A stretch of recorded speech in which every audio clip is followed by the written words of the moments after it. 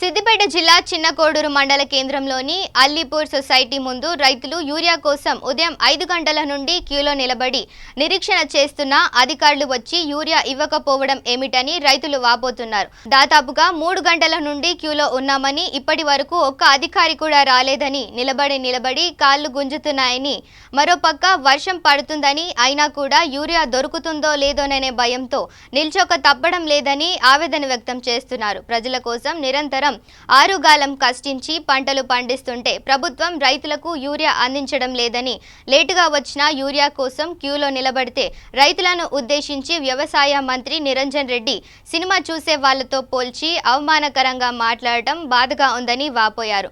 సకాలంలో యూరియా కేంద్రాల్లో నిల్వ ఉంచితే క్యూలో నిలబడే బాధ తప్పేదని, క్యూలో నిలబడడం వలన ఒత్తిడి తట్టుకోలేక రైతులు అస్వస్థతకు గురి అవుతున్నారని అంటున్నారు. పొద్దున్న 7 గంటలకు వచ్చినాము. లేవగానే వచ్చినాము ఇక్కడికి. అసలు వాస్తవానికి యూరియా కొరత బాగున్నది, రైతులకు ఇబ్బంది ఉన్నది.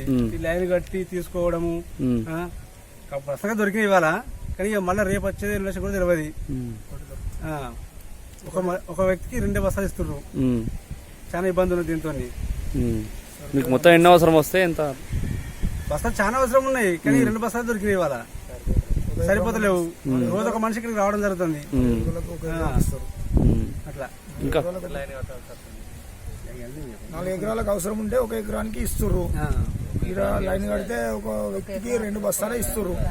లైన్ కట్టి రోజు 2 బస్తాలు, రోజు 2 బస్తాలకు లైన్ కట్టే వరకు ఆడ సరైన మందులు దిగుబడి కూడా దిగుబడి తగ్గిపోతుంది.